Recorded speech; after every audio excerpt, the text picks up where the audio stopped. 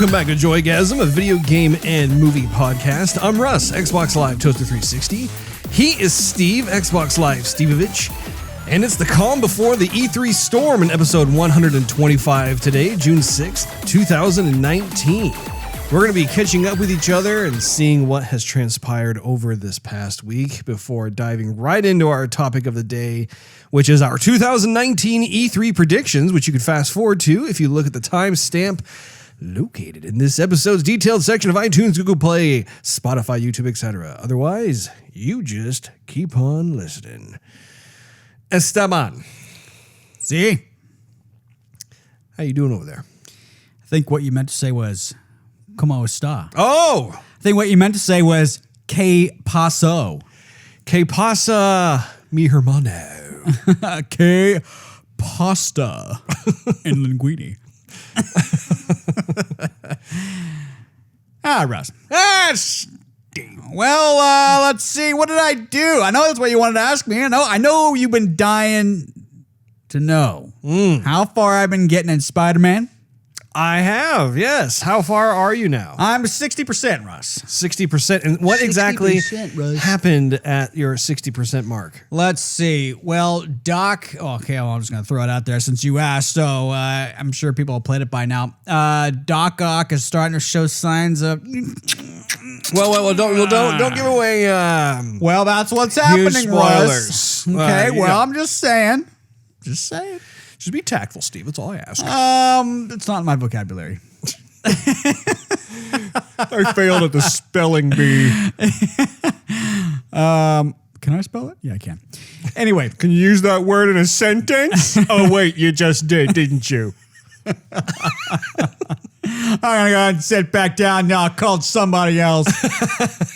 Let's see. So I found all the backpacks. I've met Sable. Oh, no. Very nice.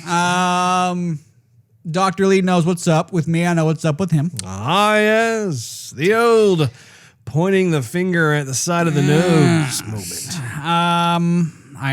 I've met Miles Morales. God, that was pretty cool. That was pretty cool. And I guess now what I'm trying to do is a little side quest. There's a bomb dude that I forgot what his name is, but I've met him once and kicked my butt. Bomb voyage. Yeah. No, it wasn't that. Oh.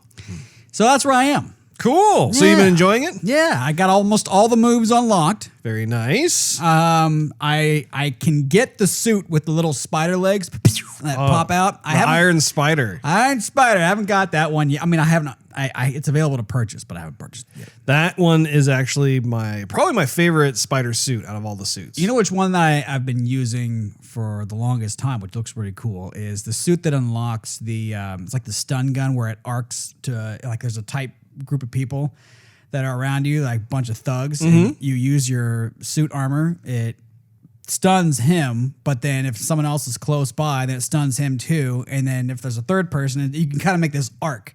It's everyone gets stunned at the same time. It's kind of a darker blue suit, but it has some red accents on it. It's been a while since I've looked at all the suits. However, I am a big fan of all the suits that get unlocked in that game. Had something kind of lean over here in the studio. We'll just move that right there. Oh. Okay. But anyway, all the suits I feel were given the correct amount of TLC. Yeah. Good TLC, Russ. Indeed. Good turkey lettuce. Are you finding that like as you're playing through the game that like you're getting more of like that organic mastery of how Spidey fights and web slings his way through Manhattan? Yeah, I would say so. I can swing pretty high. I'm used to jumping off buildings. It's lost a little bit of the rush. Where when I first started web slinging, I was like, yeah, I'm flying. And then now I'm like, oh, this is cool. Yeah, can I get higher? Yeah, okay, cool. I did it. Yeah. But I'm kind of learning how much of Like if you sling yourself upward, like could I reach the top of that building without grabbing hold of it and climbing the rest of the way, or web slinging up? So that's kind of neat for your lunge, and then you just basically get it to the top, and then you just step up, stuff like that. Yeah, I found that probably the second half of the game, I was more aggressive with the acrobatics, the aerial acrobatics. Yes, indeed. Because I too started to go, okay, I wasn't as flabbergastedly blown away by the web slinging. So then I thought, well, how can I spice things up a bit? But no, I definitely want to get the DLC. That's a game you want to get the DLC for. Absolutely. And you know what? I don't think Russ? I have actually No, played you haven't. the final DLC. You haven't. I have the other DLCs though.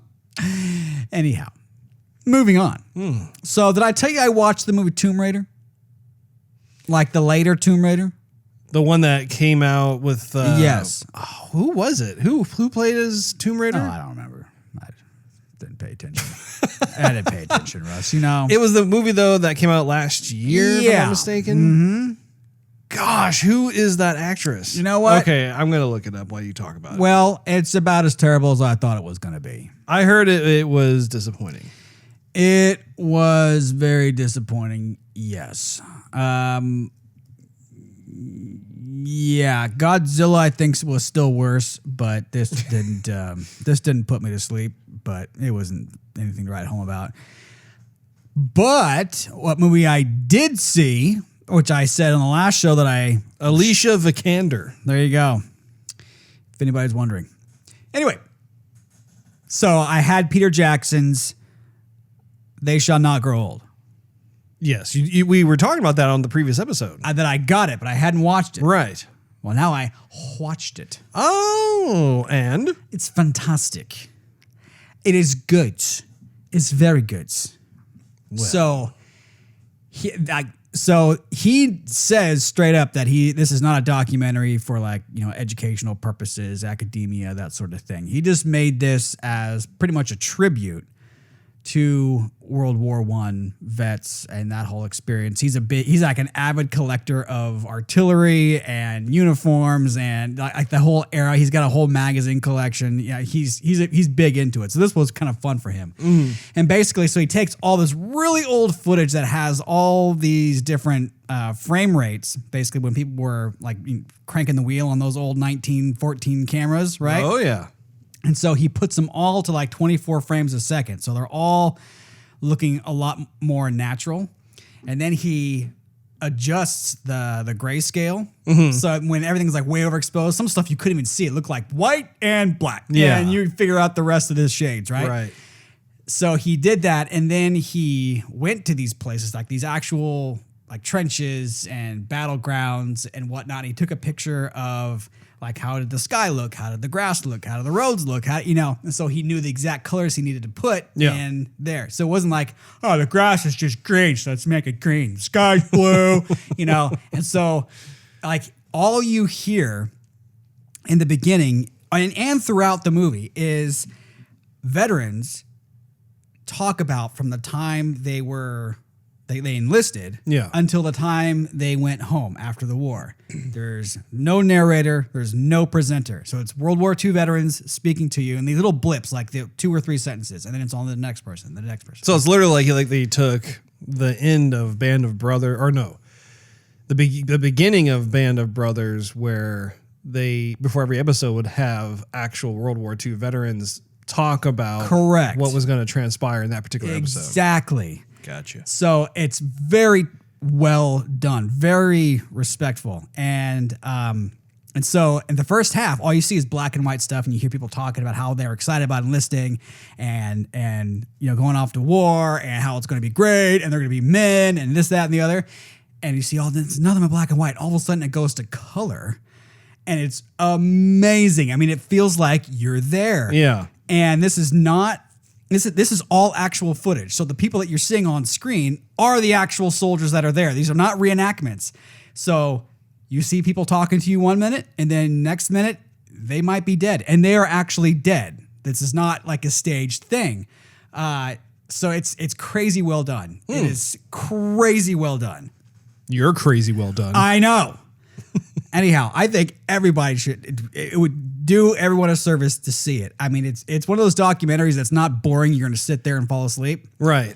It's phenomenal. It is really, really good. I'll have to check it out. I will definitely give it a once over. And the rest, that's about that's all I got. Oh, well, that's perfectly fine. Nice. Oh, well, we did some Cuphead. We did. We played more Cuphead during our Twitch gaming on Wednesday night at 9:30 p.m. Central Time, and that was a lot of fun. We've actually done that 2 weeks in a row now, and I'm really glad that we are back in the Cuphead mode. I love Cuphead. Me too. It is one of the most original games, and it's a great 2-player game that you can play with your buddy on the couch, and it's just fun to be able to go through all that. I believe we are at the final boss stage, unless there's some other secret boss stage after what we're doing. But we're essentially in the casino area where you have this dude who has this pink spinning dice that like you have to try and hit, and then you'll make your way around, and essentially it's like a bunch of mini boss fights. Yeah, and I'm completely expecting there to be some sort of main boss fight, but it's definitely challenging to say the least, but I like it. I found myself thinking about it after we played it this past Wednesday night, and I really do love how original their approach was to like the kind of the final level. Well, the whole entire game. The animation is fantastic. I love all the animation. I love all the music. Yes. It's got a style onto its own. Yeah, no, it definitely does. It's up there. I for one hope that they make I'm sure they're going to make a sequel because it has been extremely successful. I think it's making its way to the Nintendo Switch, if I'm not mistaken. That makes sense. I believe it's going to be making its way over there. But yeah, I for one can't wait for them to come out with another one, and hopefully it'll be just as good. What have you been up to, Russ? Well, the main thing is finding out that I, along with my team, are getting laid off tomorrow. We found out about this at the end of last week, and so we have been making the necessary preparations for the hot date that we each have with HR in the morning. Did you Google how many ways you can give the middle finger? No. In every language. Make sure we haven't. You've got all the bases covered. I will walk in very graciously and be able to hopefully speak in eloquent terms to make sure that I am not forgetting anything or whatever, and you should just walk in there naked and sit down and say, let's talk. I was actually joking around with a coworker today saying how I should just come in with a banana hammock and Thanos' gauntlet. See how well that goes. But just start snapping from him. Oh, it's not working. It's not working. Yeah, exactly. Look, like this is supposed to work. Maybe I'm thinking clearly enough. Supposed to vaporize you. How come you're not turning into dust? Dang it. Okay, anyway. Okay, give me my check. I'm out of here. Yeah. Fine. Sign. I am Toaster 360. Way to go. Smacking that microphone. Anyway, it is definitely yet again a crossroads that I find myself in. And so I don't know what the future holds. I currently have no other prospects lined up. I've just finished updating the resume and the portfolio and stuff. And so it's it's weird. On the one hand, it's a sucky feeling to be in. You're trying to make the most of it and everything, but you're processing everything that has been going on. And I've been at this particular company for 3 years. I was expecting I would be there a bit longer, but the cards just are not forecasting that to be in my future. So I don't know. So you are the actual Cuphead then? The actual, what do you mean? They made a raw deal and thought they were going to do something else that didn't happen. You have to snap. There you go. There you go. Yeah. I mean, I at the same time, it does make me wonder about what my next opportunity is going to be in terms of a career move, and we'll just see. And until that actually takes place, one of the silver linings of this whole entire situation is I'll be able to just dedicate myself even more to Joygasm and be able to get this set completed quicker, and also just getting a lot of the other little action items on my to-do list taken care of.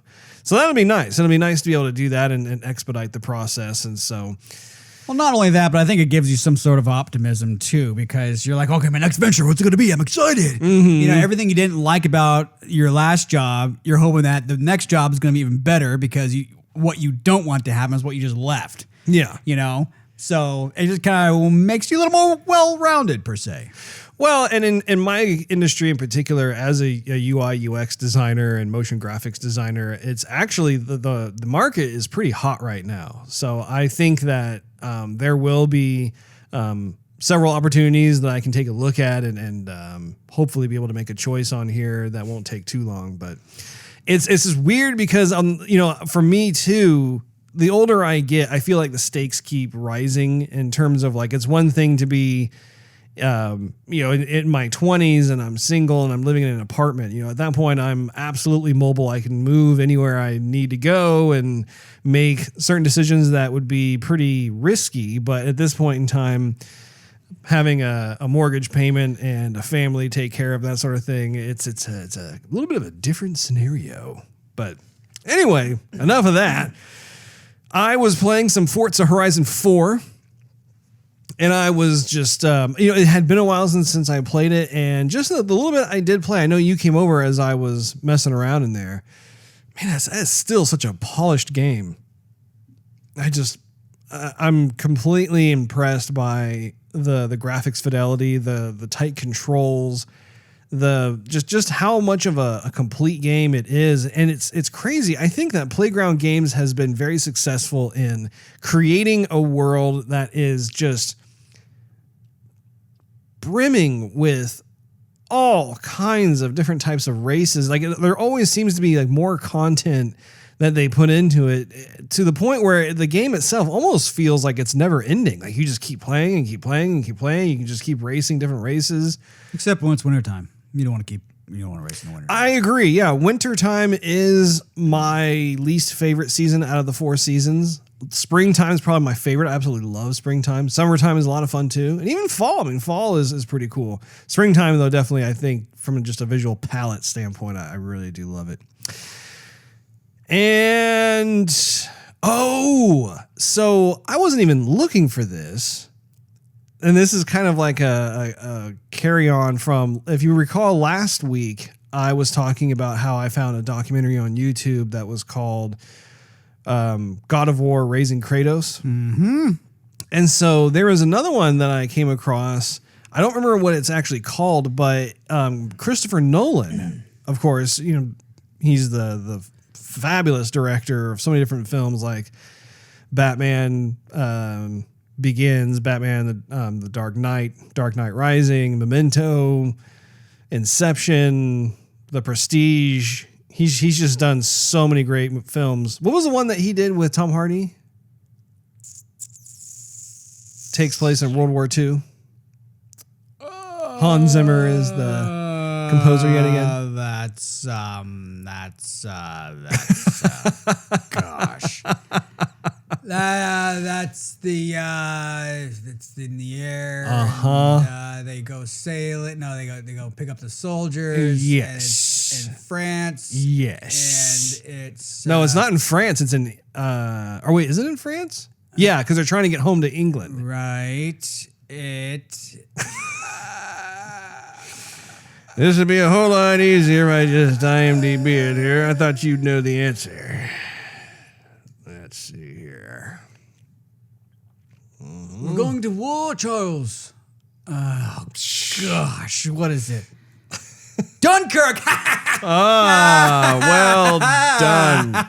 Well done, Kirk.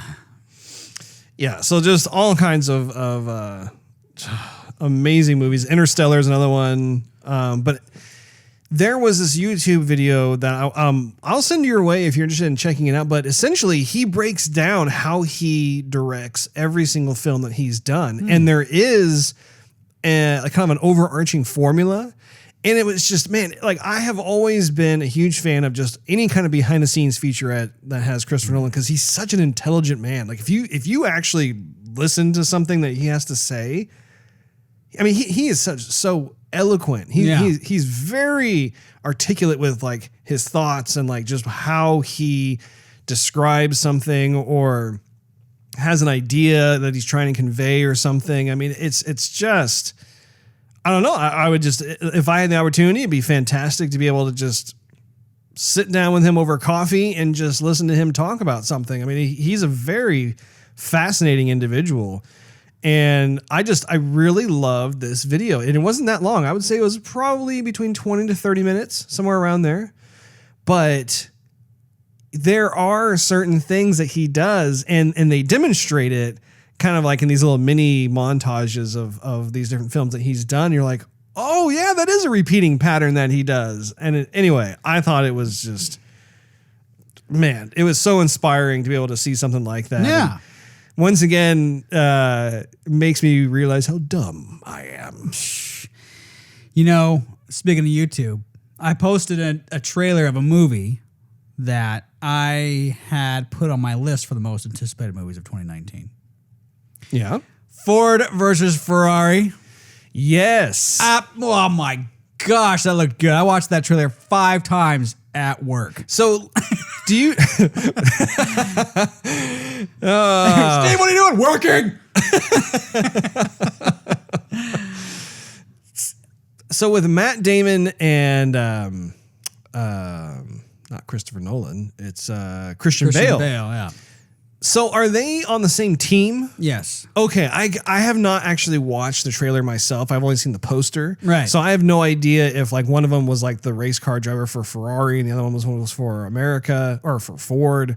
So Matt Damon's character is Carroll Shelby, who is the designer who has basically got a contract from Ford to say, make our stuff faster. Okay. And so we can beat Ferrari. Gotcha. So, yeah, so he's Carroll Shelby, which, you know, Carroll Shelby, very popular guy in the American car scene. And, I was going to say Shelby's name is yeah, probably a staple in the automobile industry. So Bale's character is the driver of the car that Shelby created to beat Ferrari at Le Mans. Gotcha. And when does that come out? November. Well, we're going to have to check that out because I think, well, who's directing it? Oh, who's directing it? I don't remember. Well, I'll tell you what, Russ. You cue it up. We'll watch it. I think you might be onto something.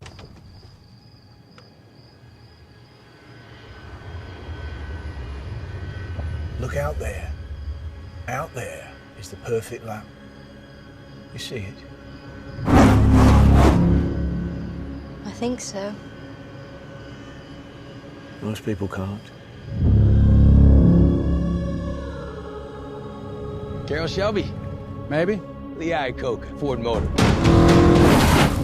Suppose Henry Ford II wanted to build the greatest race car the world's ever seen to win the 24 hours of Le Mans. What's it take? Well, it takes something money can't buy. Money can buy speed. What isn't about speed? You need a pure racer behind the wheel of your car. That's Ken Miles. I don't trust him an inch. We heard he's difficult. No, Ken's a puppy dog.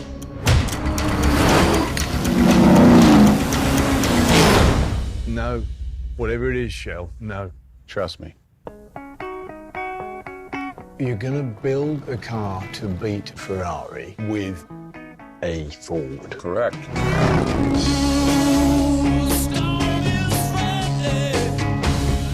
And how long did you tell them that you needed? 200, 300 years?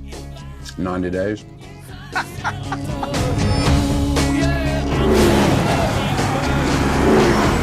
This isn't the first time Ford Motors has gone to war. We know how to do more than push paper. Go ahead, Carroll. Go to war. Thank you, sir.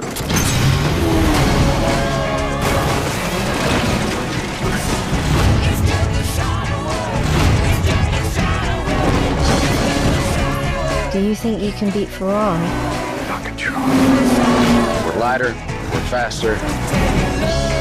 When that don't work, we're nastier. We're gonna make history. You ready? I was born ready, Mr. Shelby. Hit it.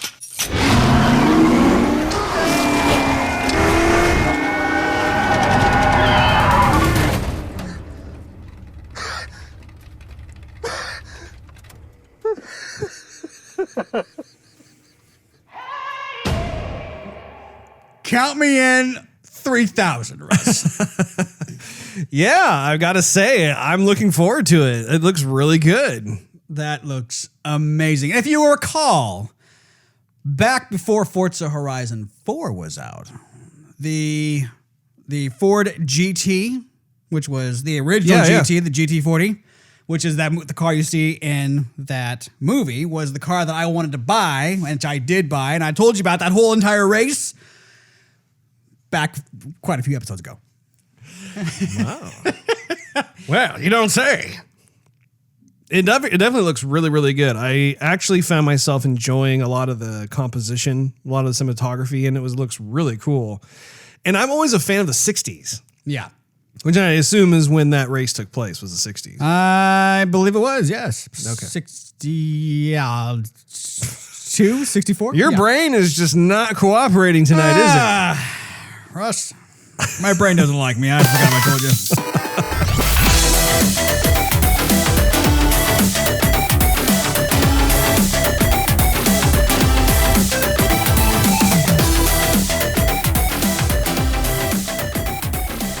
Start the rumor mill.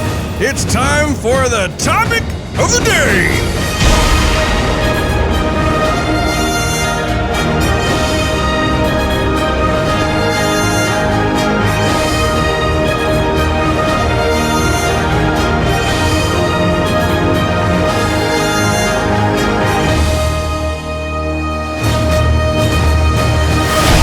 Our topic of the day is our 2019 E3 predictions. And it's interesting to think back to 2018 because there were some key aspects to it that I think will almost kind of set the tone for this year's E3. And if you think back to 2018, undoubtedly, Microsoft had the best showing. I mean, they came out guns blazing. It was amazing to see Phil Spencer up there, and just you could tell that they had realized they had made a critical error in 2017. In 2018, they just came out and really wowed us. If you recall, I think we gave their show like an A- or an A rating. And it definitely made us excited to see what was going to be coming over the course of the following year. And the other studios, I mean, Sony gave a pretty cool conference too, because it was at that point that we were able to see God of War. We were able to see Spider-Man. They were showing Last of Us Part 2. They were showing Days Gone, which at the time looked amazing. It's unfortunate that since its release, it has been discovered that the game actually is really not anything to write home about, unfortunately, which is a bummer because I was looking forward to playing it. However, they did have a nice lineup of titles that they were showcasing, and there wasn't a lot of talking. It was just, oh, here's the next title, here's the next title, here's the next title. And then E3 had a pretty dismal showing. If you recall, they had the awkward thing where they had the director or the lead of Star Wars Battlefront 2 come out and sheepishly apologize for. Oh, you mean EA? Yeah, did I say EA? I said E3. E3 came up. Oh, I'm sorry. EA Games, their press conference. I do pay attention to what you say, Russ. I just look like I don't. Oh, good. So he came out, and even though I appreciated how forthcoming he was, it was still a little awkward just because it was almost like you could tell that the big wigs at EA just kind of shoved the poor guy out into the stage and take like the... You're going to fall on your sword. Wait, me? Yeah. I don't want to. And of course, they had some of the awkward stuff going on where they had some of the YouTube stars who were having little sound bites that they wanted to say in front of the camera, and it just didn't come off right. And then they had that horrible, if you recall, that like 8-minute long demo of Command and Conquer for the mobile platform. That was alpha. It wasn't even beta. It was just terrible. Painful. So of course, just looking at it, they really didn't have a whiz bang performance Ubisoft, it was pretty standard fare of what you'd expect. I think the biggest reveal for me was the Beyond Good and Evil Part 2, but everything else was just kind of, here's standard Ubisoft kind of stuff. Bethesda, I thought I thought they had a decent performance in 2018, but since that time, things have not exactly gone according to plan. So not at all. Or anyway, maybe they have. I don't know. Moving into the 2019, though, I thought for this year's E3 predictions, we could just go down company by company and just offer our thoughts. How's that sound? Well, that's not the way I wrote my notes, but sure, let's just go with it. Russ. Okay, sounds good, Steve. Well, let's start off with EA Games. Now, the biggest news is that they have announced that they will not have a press conference this year. I found that particularly surprising because EA has such a huge ego. I was fully expecting them to have like some big, larger than life press conference, that sort of thing. They will, however, have live streams throughout E3 of their games. Honestly, I don't really know how that's going to play out. Kind of takes away the excitement. It does. I mean, at least upon just reading what their plan is, like I think that the traditional method of just having these large publishers take turns with their press conferences, you're able to just build that hype in a very condensed time frame when you think about it. If you have things that are just kind of doled out slowly and that sort of thing, I think you run the risk of not making as big of a splash as you perhaps thought you would.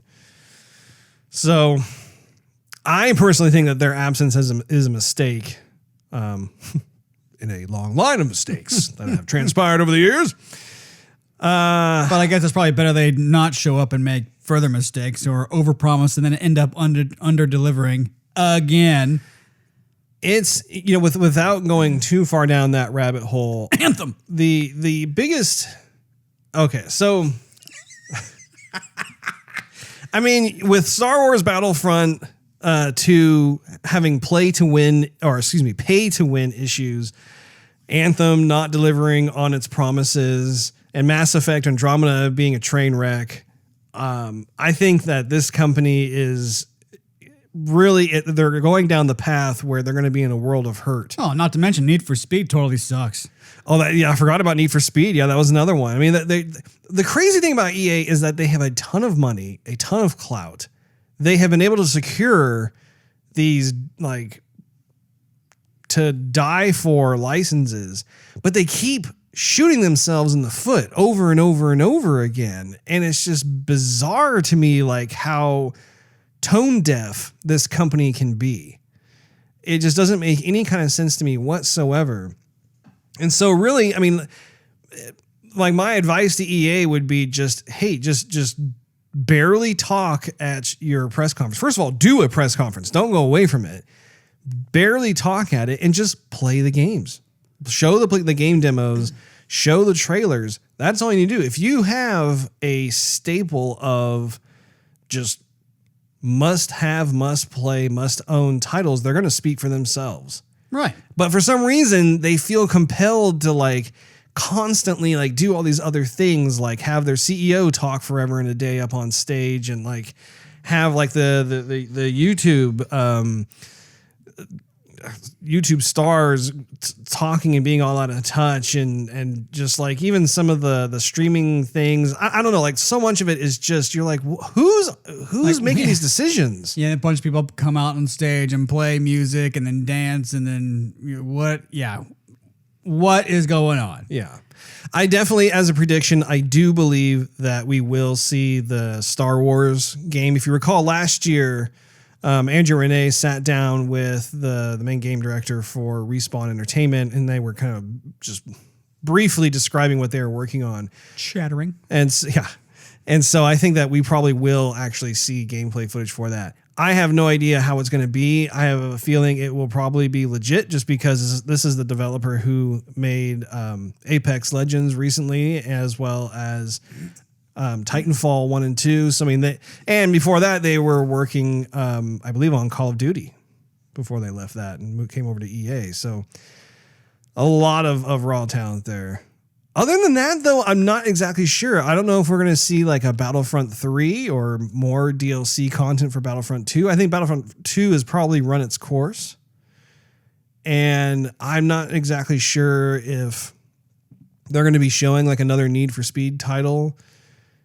I have a feeling they will probably show something from The Sims, honestly, because I don't think we saw anything last year with that title.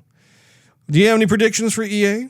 Oh, they'll probably come out with another Need for Speed. Whenever there's a Fast and Furious movie coming out, there's going to be a Need for Speed. Never thought of it that way. Yeah. Well, pivoting over into Microsoft. So as we discussed earlier, last year Microsoft had a really good showing. It's probably one of the best showings they've had in years.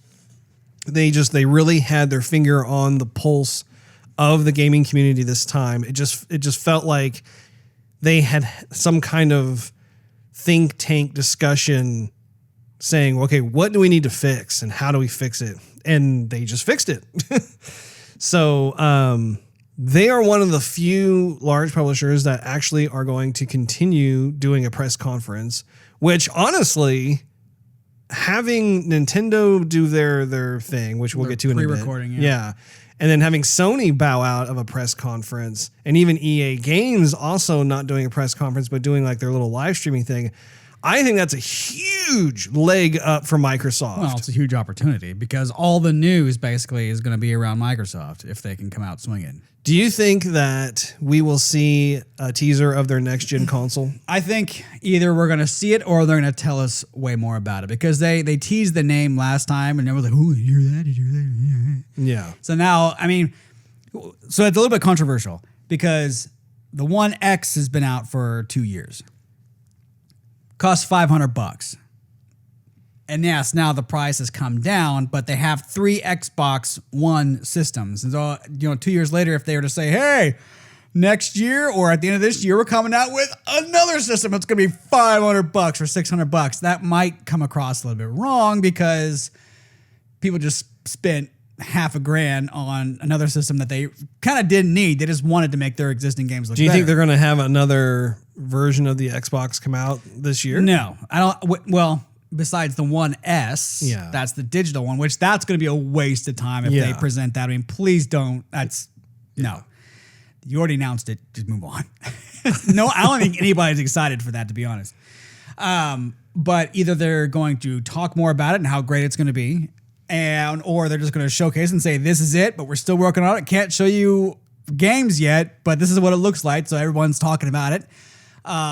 So yeah, it's either going to be one of the two. I don't think they're going to bring it out and say, hey, this is going to be available, and on such and such a date. I think they're going to continue on with the Xbox One X, but talk about it.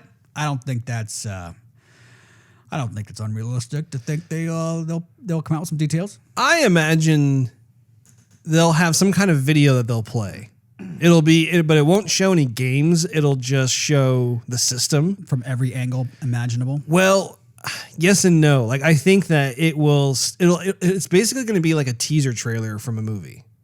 Right. I think that they're just going to just provide us with like a glimpse to get our appetites all whetted. Wet our palate. Yes. Exactly. But I don't think we're going to see any kind of games. I think even the name of the console, the official name was not announced. It was last year they talked about the code name, which I believe is Xbox Scarlet. Right. I think is what they're calling it. But it makes me curious to know what exactly they're going to talk about because if you recall, Sony had already spilled the beans in a very kind of online fashion. Yeah, just kind of a boring way of just kind of like, yeah, this is a PS5 and here's some of the hardware specs. Have fun, read it. It's kind of like, what? Why would you do that? Awesome. Maybe they're saving some money. Redirecting resources. Well, that's probably what it is. Yeah.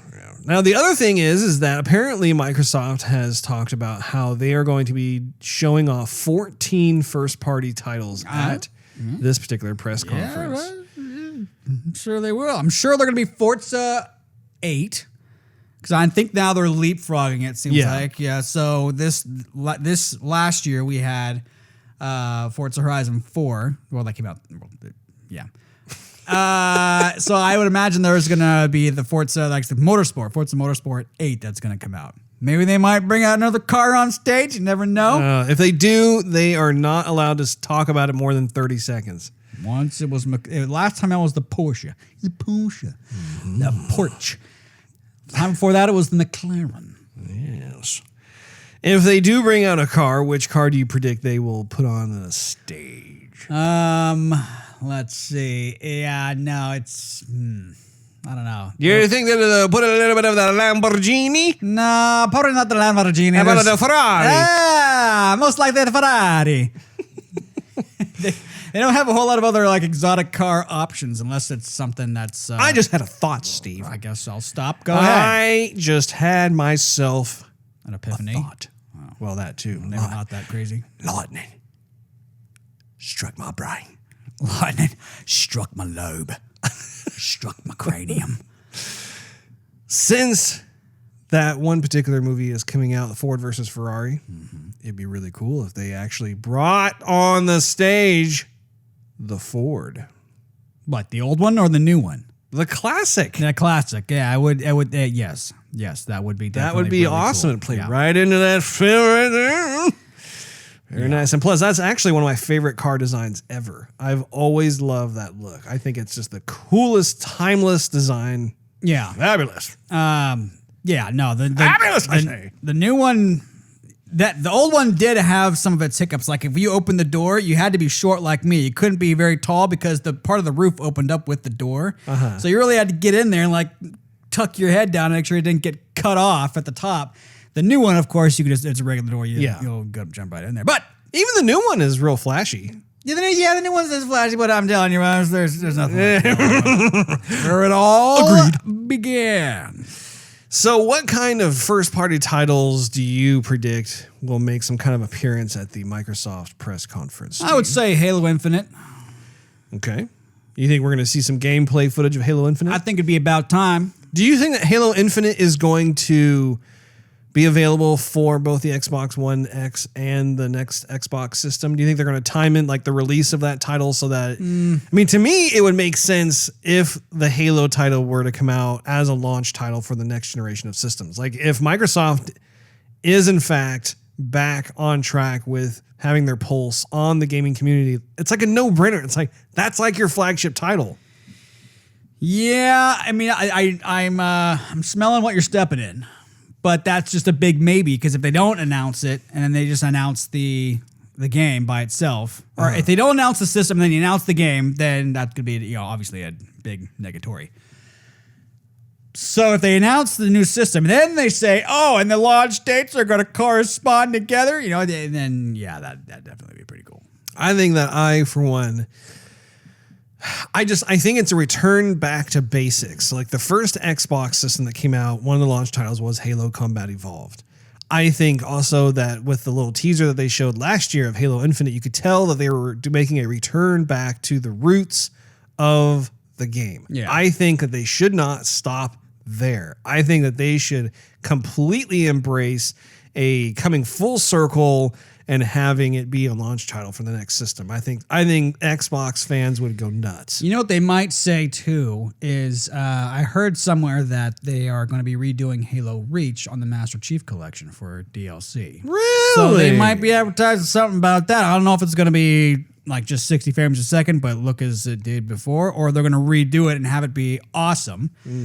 That would make sense, Russ. So what other titles do you predict will be making its debut out of the 14? You know, when they talked about, Cyberpunk 2077, I think is going to be. That's not a first party title. So I that's know third party. that's not a first party title, but they showed it at the Microsoft conference on the They did. Microsoft stage. They sure did. And by the way, that was a wonderful one last thing scenario. Yes, it was. And it's supposed to be out in December. They're going to have to say exactly what date it's going to be out. I don't think it's going to be very, very long, most likely, but I think some extra gameplay, some final gameplay, maybe. I think. Oh, they'll show more gameplay. Right. Yeah. Back to first party titles. Obviously, this is kind of a hard thing because I don't know how many of these 14 titles are going to be new games versus games that are sequels. Obviously, Gears 5 will probably have more gameplay footage. We saw some brief footage last year, but it was mostly a cinematic that we watched. Right. Yeah. Gears 5. I'm looking forward to that personally because I've always been a fan of Gears of War. You know what they might do? You know they sold the rights to or from Fable to Playground Games. I did not know that. I know that Playground Games, as I look at the job boards for a new job, I noticed that Playground Games has done an aggressive amount of posts for a certain quote-unquote unannounced RPG that they are working on. Yeah. So I imagine it's probably exactly what you're talking about. Yeah, because Lionhead Studios, even though it's an awesome name for a studio, they're gone. Kitty Cat Studios. Yeah. But Kitty Head. There's been talks of the next Fable game that's coming out. So I'm actually looking forward to it because I didn't really care where Lionhead Studios was taking the game. So hopefully this with new blood, new developers, I wouldn't be surprised if they start talking about it. Maybe not show the game, obviously, but talk about it. I am also very excited about that. I think it's going to be a unique challenge for Playground Games because all they've done is racing games. Yeah. And they've done that extremely well. Obviously, an RPG is a very different genre from racing. And I, for one, am curious to see how they handle it. I think it could go either way, but I'm with you. I think that I was starting to get tired of the direction that Lionhead was taking the title. I'm a big Fable fan. I really enjoyed the first Fable game. I loved Fable 2. Fable 2 was my favorite Fable game out of the series. Fable 3 I was not a fan of. I felt like it lost some of the whimsical charm that Fable 2 had. And so, yeah, I do believe, I think we'll, at the very least, we'll have some kind of like little teaser video that will show what is to come. You know, I hope they don't do. Well, I take that back. They could do it if they want to. But was it last year where they had just had a bunch of independent designers come through with their games? And even though that was neat, they were all very passionate about their games. It just kind of seemed like it was time filler. I do remember the independent gaming portion. I feel like that was... It wasn't even necessarily... Sorry, that was the 7-Up coming back up to say howdy. I think that was in 2017 because I do recall Microsoft at one point had this very, very long portion that was just showing all these like indie developer games. I remember that was a beef that you and I both had with their presentation back then was like, most of these titles I don't care about. I don't care about all these indie developer games. There were probably like 2 out of the 30 or 50 titles that they showed. I'm like, I want AAA titles. That's what we both said. It was like, we both want those AAA titles. And of course, 2018 came and they made amends. So I'm curious. This is going to be one of my more far out predictions here, but I think that as a part of the 14 game lineup, I think that Microsoft will debut some kind of sports lineup. And I know that that's hard to do because EA has buttoned up all of the actual licenses and stuff for these different sports. I mean, they've really just, honestly, they have basically a monopoly on the sport genre when it comes to games. However, there have been other companies that have been successful in creating their own versions of the sports genre and have been successful with like there's a baseball game I think called The Show. Everyone I've talked to says it's a really good game, despite the fact that it's not endorsed officially by the Major League Baseball Association. So, I mean, again, this may never, ever happen, but that's one of my more fun predictions for Microsoft is that they will somehow debut a kind of sports lineup of sorts that's first party. They need to bring out another John Madden. Another John Madden? John Madden football. They have.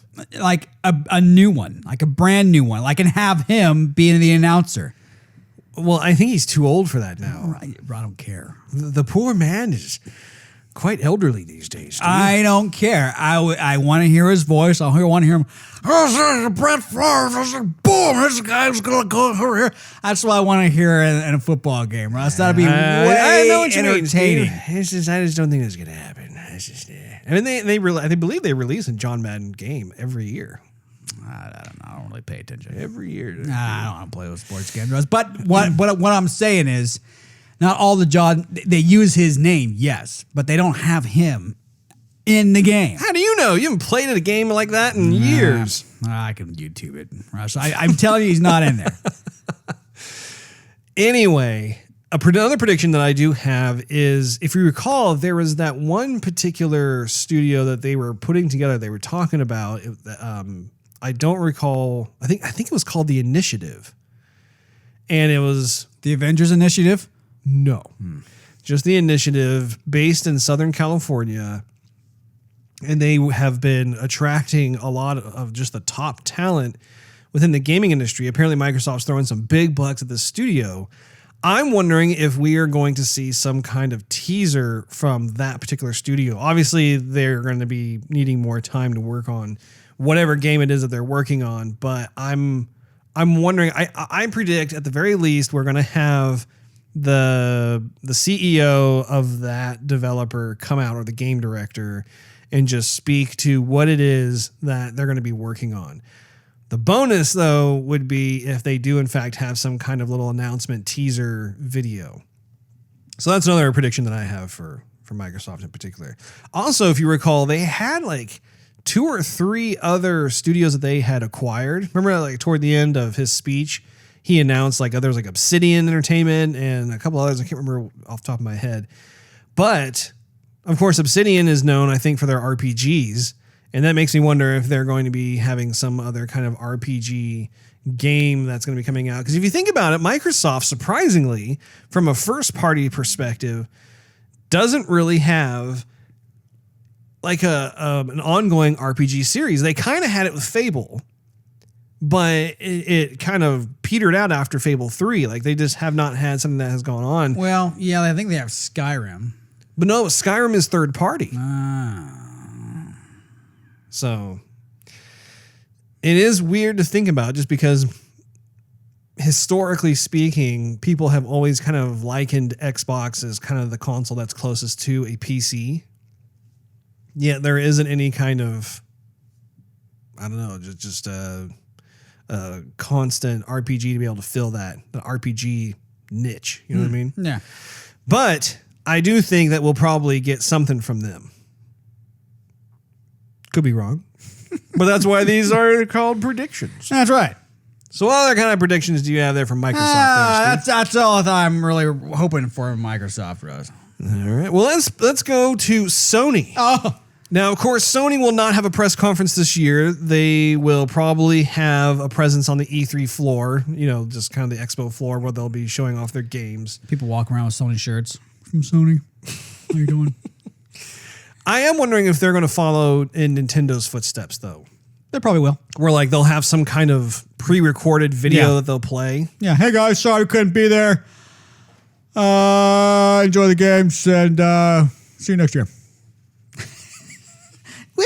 All right. Yeah. Wait, what? What's going on? Now that has not actually been formally announced. It's not like they are doing that at all. We know that, bro. But it's just surprising. Okay, so here's the deal. I'm really surprised by some of the actions that Sony as a company has taken. Excuse me. Like we talked earlier about how when the PS5 details were just kind of nonchalantly just thrown out there for the press to be able to report on. I'm surprised at like how they're taking a flying under the radar approach recently.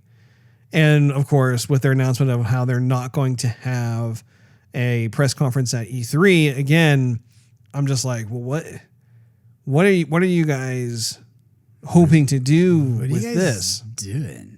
Now, of course, they have both The Last of Us Part 2. They've already showed us gameplay.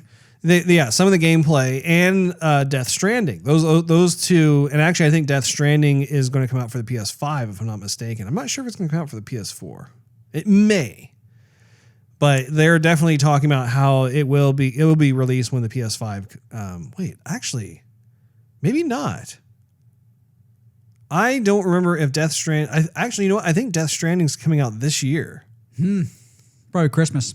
So it definitely will be PS4. Okay. You know, Okay, Russ. unless all of a sudden they come out and say their system's coming out this Christmas. Right. That would be quite the prediction. But I don't think it's going to happen. No, it's not going to happen. Sony, though, I'm sure Squaresoft is going to be there. Well, okay. Square Enix. Well, let's not get ahead of ourselves. Oh, Steve. give me a break. They're going to have their own show. Square's going to have their own show. That is correct, Steve. Mm-hmm.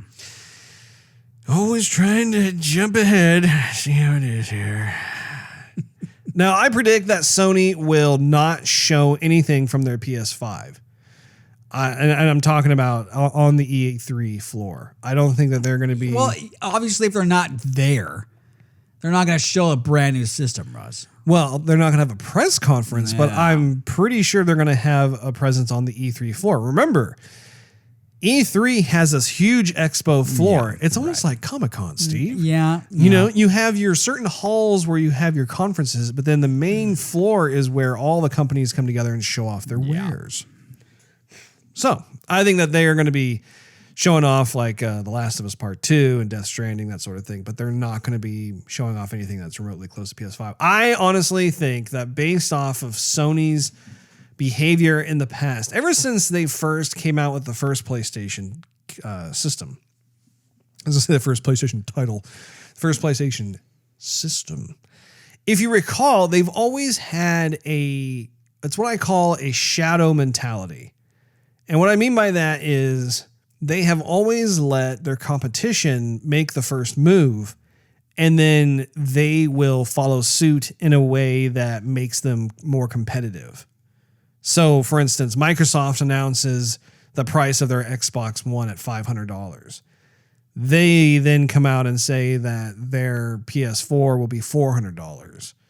Microsoft talks about like how they had some sort of funky plan as to like how games would be distributed, and then Sony comes out immediately afterwards and say how like you can still just let your buddy borrow the actual physical game, that sort of thing. And they've done that in the past, even with Sega and even Nintendo to a certain extent. But they have always had it, and it's worked well for them. It's a strategy that does work, where they take more of a conservative approach to not showing their hand. They let all the other companies show off what it is that they're planning on doing, and then most likely they actually make some last minute tweaks to their strategy and present it forward to get more people to be interested in their products. Yeah. Okay.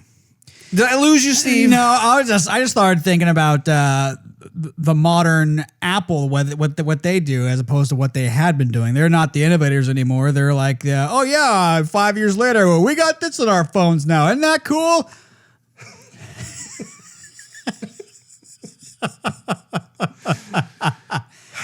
Yes. Anyway. Indeed. Do you have any predictions for Sony? No. None whatsoever. You don't think they're going to come out? Do you predict? Let me ask you this, Steve. Do you predict that they're going to have a new handheld console? I don't think so. I don't think so, Russ. No? Nah. Let me ask you this, Steve. Yes. Do you predict that they will have new virtual reality games for their little peripheral setup? I'm sure they're gonna have something. VR is like a trendy thing. It comes and it goes. Like, I love when we refer to it as herpes.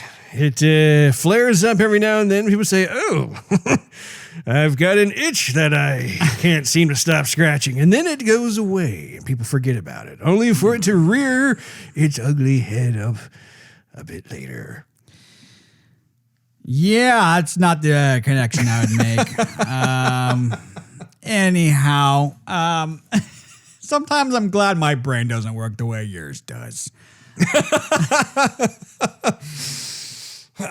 So yeah, I don't really know what Sony. I mean, they're going to have to come out with some sort of titles. But since I don't play a whole lot of Sony, Russ, aren't they? He had his O face. He just had his O face. Well, maybe. What, Steve? What is it? Sony has to. They're probably going to come out with some sort of their Avengers game. I'm sure we're going to see multiple from Sony. From Sony, yes. We're going to probably see multiple Avengers games. I wouldn't just say it's going to be one. I would say it's probably going to be multiple. Maybe like two. That's your prediction? Well, probably not both on Sony, but I would. Yes. Are you just saying that because you're currently playing through Spider-Man? I would think no. So we just had the big movies that came out. It would make sense for them to have a big game. And since they had a bunch of success with Spider-Man, it would make sense for them to make another Marvel series.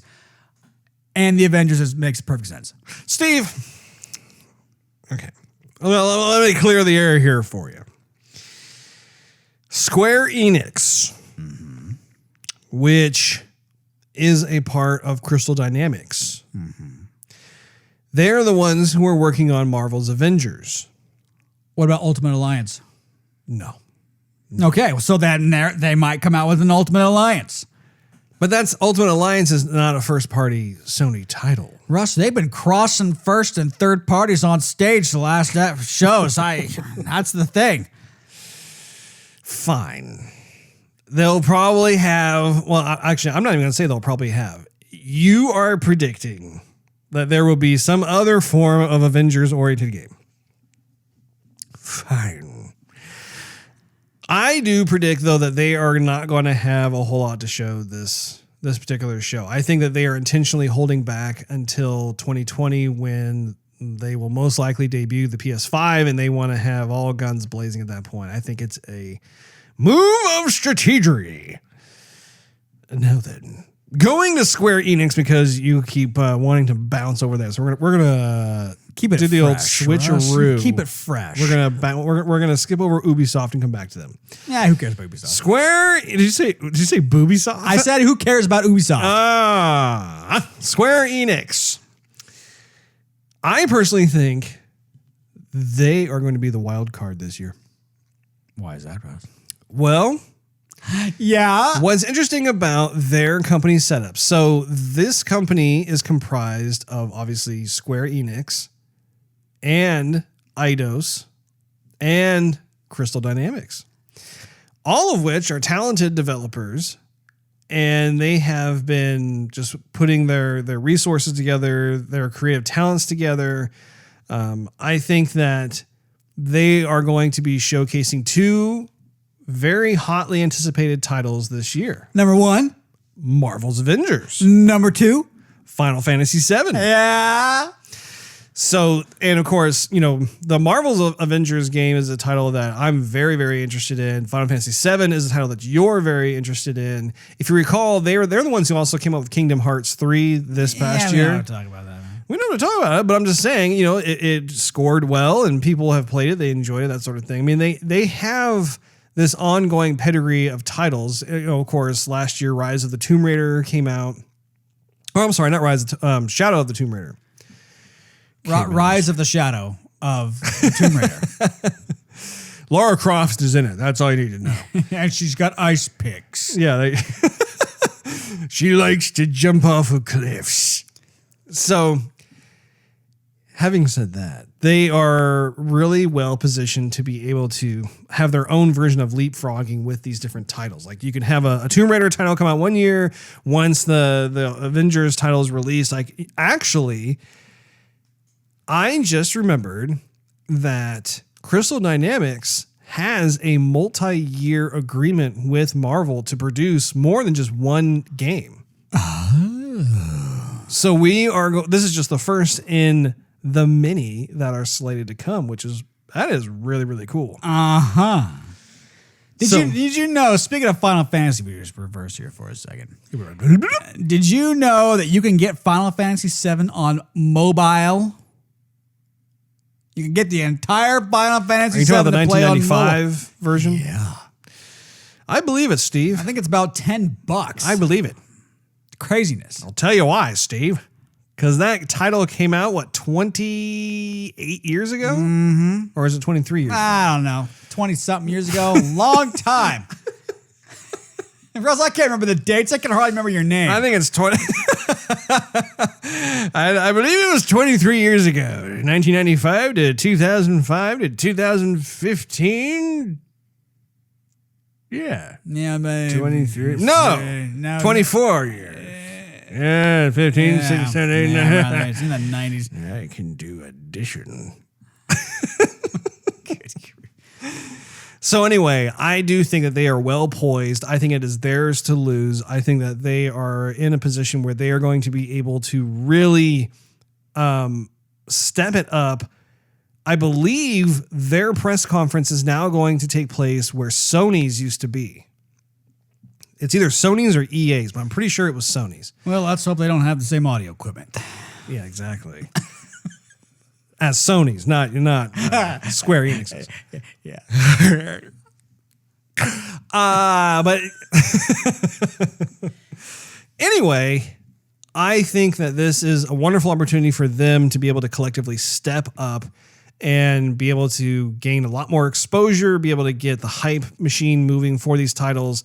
And honestly, I think these titles are going to be great. Obviously, Final Fantasy VII is already a proven formula. It's one of the most beloved titles ever to come out in gaming history. I think it's going to be really, really just hugely successful.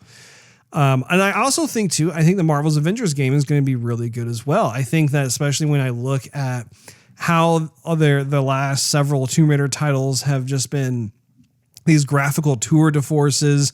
They have a lot of real, accessible, raw emotionality to them. They're not shallow or one-dimensional. And they've thrown in a lot of interesting gameplay mechanics and stuff. I think, once again, this particular developer is in a unique position to be able to challenge itself. And I for one, hope that they're successful. I hope that this game comes out and it's just this fantastic experience. It's no different than when Insomniac all of a sudden announced that they're working on a Spider-Man title, and the game was great. It was wonderful.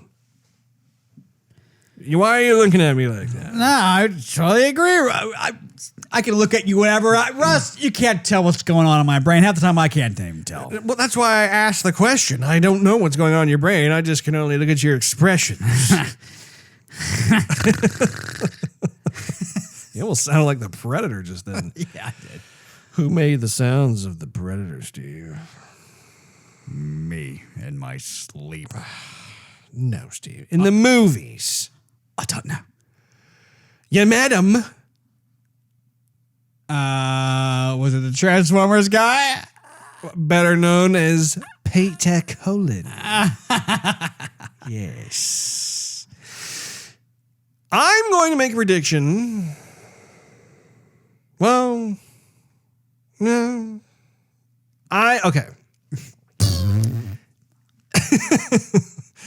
In addition to Marvel's Avengers and Final Fantasy VII, I think that because they have this press conference slot, that's just prime time, I would like for them to also introduce as like a kind of a one more thing kind of thing, another original IP. I think that if they were able to pull it out, even if it's just some kind of like title poster, something that furthers their catalog of games as a collective company, I think it would be really cool. As one of my completely far out predictions, I think they're going to show off a sequel to Final Fantasy Tactics. That's funny. It's probably wishful thinking. It is, but that's what makes these E3 predictions fun, Steve. What's next on the list, Russ? Let's go back to Ubisoft. Now, Ubisoft always has a very, we'll just call it unique. An onslaught of mediocre games. No, that's not it.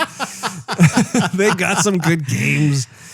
I am fully expecting, I predict that we are going to be seeing actual gameplay footage of Beyond Good and Evil 2, which I'm very excited about, because last time we saw, it was just like pre-rendered cinematics, if I'm not mistaken. Yeah, but the time before that, we saw some gameplay footage. It was a tech demo, but it didn't actually show off gameplay itself. Like they moved like a ship around in like a little level and they're like, okay, this is what we're planning on. You know, like it wasn't like an actual like, oh, here's an Xbox controller. I'm going to play through the game. The only reason I don't think they'll do that is because 3 years in a row with the same game, I think they would get, I don't know. I think some of the luster would be gone. I think if the game's released this year, then yes. I think if the game is going to be released next year, then no. Like I said, I think that we're going to see some gameplay footage because really, when you think about the different lineup of Ubisoft titles, like we might see some additional footage of Skull and Bones. Yeah. But I've heard rumors that actually Skull and Bones won't be at this year's E3. Yeah, that's another one. They've shown it like two times, so a third time would be, What else you got? And it makes me wonder, okay, what other titles are they going to show off? I am sure they'll show off the next Assassin's Creed. Do they have one that comes out each year? Pretty much. Okay. So Steve's prediction is that there will be another Assassin's Creed title that will be coming out. I have a prediction. Oh, the rumor is, Russ. Goodness. You know what is it? Shut the pie hole over there. Shut the front door. Yeah. Rumor is it's supposed to have something to do with Vikings. Yeah. Well, it better not be a For Honor sequel. That's all I got to say. Okay. I don't want any more For Honor stuff. I was so let down when that title came out. I was all jazzed to play it, and I got the game, and I started playing. I'm like, what the heck? And it turned out to be this like battle simulator thing, and like I guess some people like playing those games. Oh my gosh, it was such a letdown. Anyway, your predictions, Russ. I have another yet outlandish prediction. And that is that they will surprise us with a Splinter Cell game. Oh, I'm sure it's about time for another Splinter Cell. It is way overdue for a Splinter Cell game. I want another Splinter Cell. It's beyond me. If you think about it, I don't think there has been a Splinter Cell title for this entire generation of console. I think they've been talking about it for a while. But with the last E3, it was more like Far Cry-ish and not Watch Dogs, but the what's the other game that came out just like Watch Dogs? I don't know. It's the other game. Watch Dogs. What is it by them? Yeah. Oh, what is it? It's the looter shooter. The looter shooter. Big Baby Moose plays it. Destiny. No. Which one are you talking about? Division. Yeah.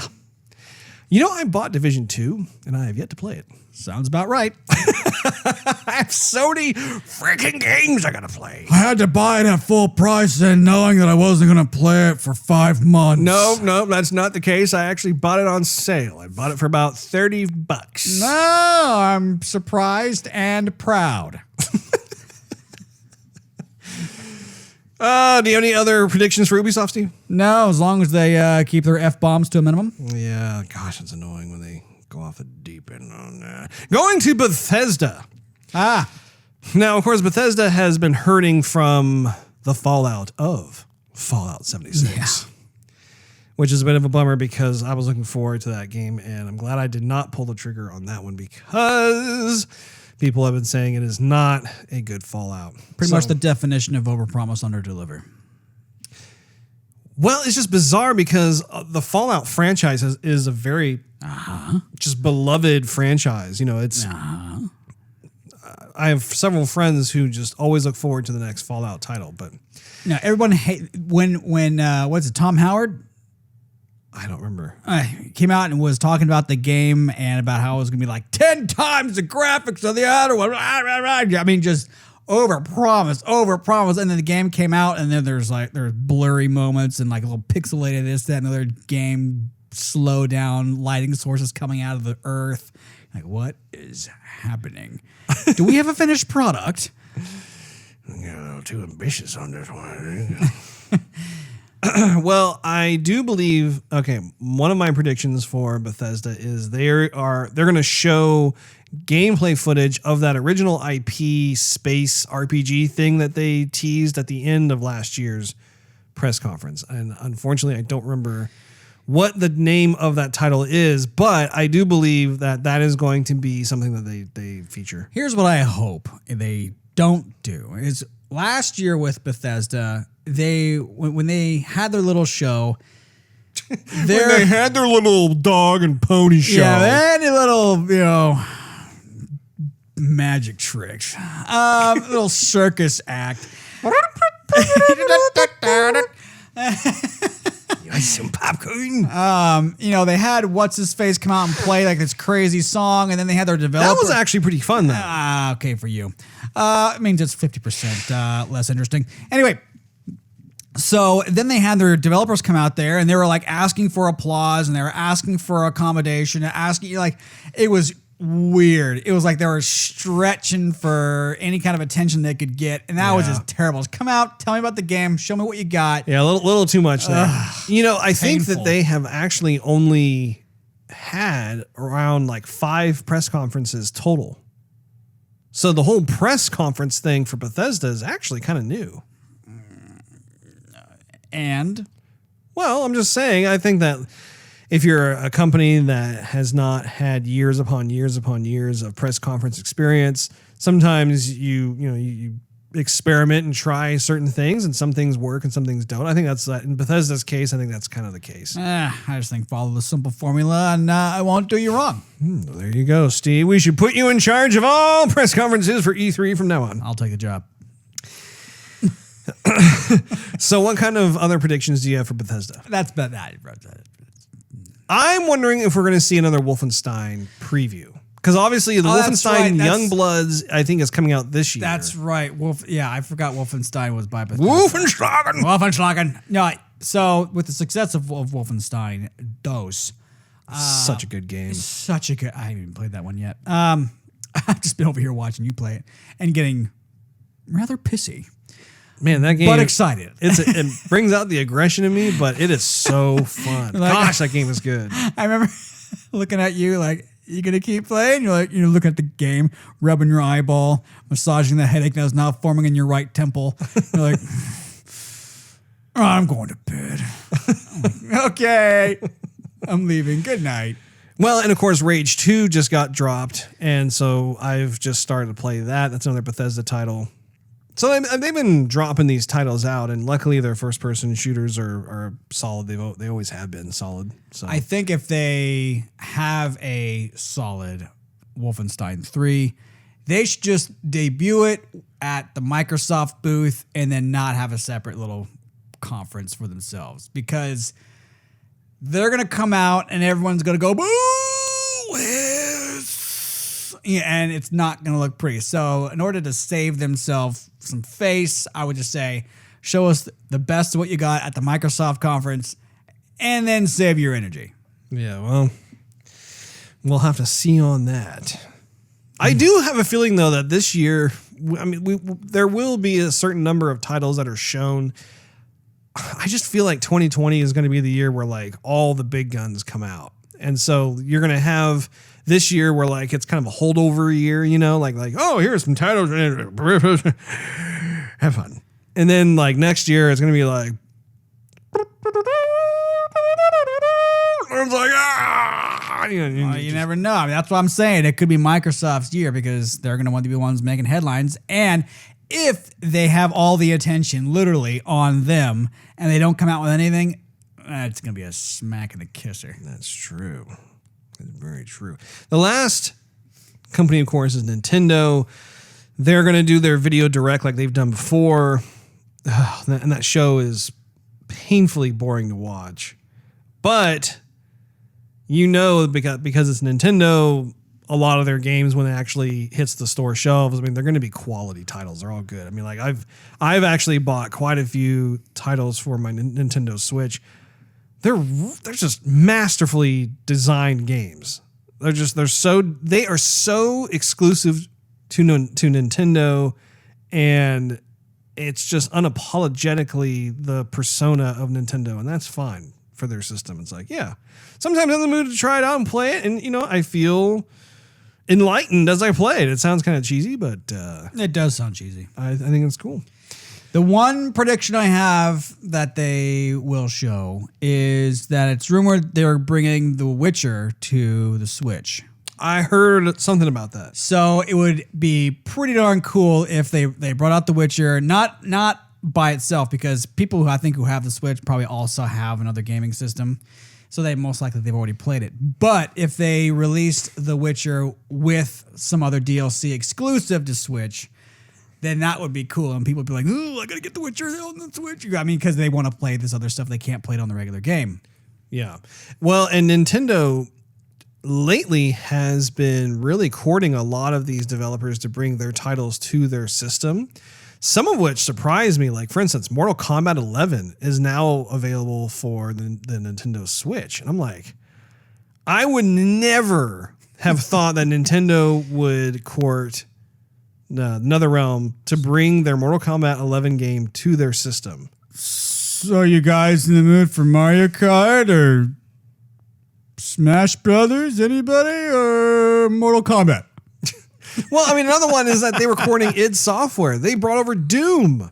That's crazy. Doom is on the Switch. I mean, it's just like, I don't know. To me, it's so weird because like I'm so used to Nintendo being like the family systems, the family console, and I don't know, like just seeing these titles make their way, it almost kind of taints the system. And I was like, oh no, sin has entered into the system. Oh no. But I mean, I tip my hat off to the gamers out there who only own a Switch and have been dying to play these titles. Hey, you are now able to play these titles. So, hey, have fun. There you go. When I think of all the different companies that we've gone over here, in conclusion, I predict that Microsoft will have the best showing out of anyone here. I think that there are some key movements that are happening within E3, you know, with Sony bowing out of their press conference, EA Games not having a press conference. You have Microsoft that will still be there just based on some of the information that they have released already. It's theirs to lose. I think that if they play their cards right, they are going to have a fantastic showing at E3. It's going to bolster their exposure to the gaming world. It's going to further help to just get them better aligned for 2020 when they will most likely launch their system. And when it comes to the other companies, you know, like I said, I think Square Enix is going to be the wild card. I think that when they have their press conference, again, it's going to completely depend on how well received those games are. If those games are really well received, they're going to be in a fantastic position. If the games fall flat on their face and people realize, oh, this is not like what we were hoping for, like that's going to be a problem, obviously. Overall, though, I'm a little concerned about, and this really doesn't have anything to do with predictions. I mean, it kind of does in its own way, but I'm concerned with a lot of the behaviors that we're seeing from these publishers, because to me, E3 has always been the opportunity for the gaming industry to come together for 1 week and show off to each other what they've been working on. It's a fun coming together event, and it's just fun because you get to have this sense of unity among the hype of all the games and systems and stuff that are coming out. But like that's why E3 was formed. The Electronic Entertainment Expo was formed out of CES. You know, the gaming world used to only go to CES, but then E3 was made just exclusively for these video game companies to be able to show off their stuff. And I think it's a bit unfortunate that there's this fragmentation that's going on. And I predict that what's going to happen, here's a prediction for you. I think, unfortunately, this is going to continue to happen. I think that these publishers will just decide to have their own kind of like special day or a couple of days of press conference where they don't have to share the spotlight with their competition. And what's going to happen is that E3 will just be dwindled down to something that's not nearly as big of a deal as it is today, simply because everybody wants to have like their own show. So there's going to be like the Microsoft show, there's going to be the Sony show, and they'll be at like different times of the year. And Nintendo, of course, Nintendo's the one who actually started this whole thing with their pre-recorded video. So it's a bit of a, to me, it's more of a negative prediction, but I do believe that unless there is some sort of huge fallout from the fans and the gamers when they see how like EA and Sony have approached the way they do things and it backfires, I think it's going to continue. You're going to see the whole thing kind of melt away, and it's going to be a bit of a bummer. I hope I'm wrong. I hope that prediction does not come true, because I, for one, really am a big fan of when E3 comes around. It's like second Christmas. Right. No, I agree with you on the Microsoft conference, but I also think that, and I hope that a lot of these publishers will eat a slice of their humble pie, because you have a bunch of online scrutiny nowadays where people are pretty hip to the game of showcasing a certain title on a high-end PC, and then when the game comes out, then it's not looking nearly as good, or they just talk about a game, how great it's going to be, and the game comes out and it's totally opposite of what they said it was going to be. And we have all this quick reference material for right on YouTube that everyone has seen, everyone has downloaded, and everyone can go back really quick and see what you said to the world about your game. And then when the final product is out, it's not even close to what you had promised it was going to be. So, I mean, as much as Anthem has hit has hit the fan, and how much promise in that, and talk and hype that game had, I don't know. Plus, with all the some of the Assassin's Creed games that have come out, and plus with Bethesda, with Fallout 76, I don't know. I'm kind of thinking we're going to see less talk and just more games, so we can see them run, but at least they don't have to make a promise first that they'll later regret. Yeah. Well, that wraps up this episode of Joygasm. Make sure you tune in next week when we cover E3 and all it has to offer. Thanks for hanging out with us. If you enjoyed this episode, we invite you to check out patreon.com/Joygasm and consider becoming a monthly contributor. You'll get exclusive perks and early access to the show, not to mention it really helps us continue doing what we love to do. Also, you can follow us on social media and YouTube. Just do a search for Joygasm TV.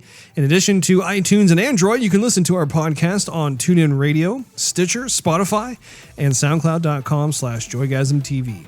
Last but not least, search Joygasm TV on Twitch to see us stream our gaming adventures live every Wednesday night at 9:30 p.m. Central Time.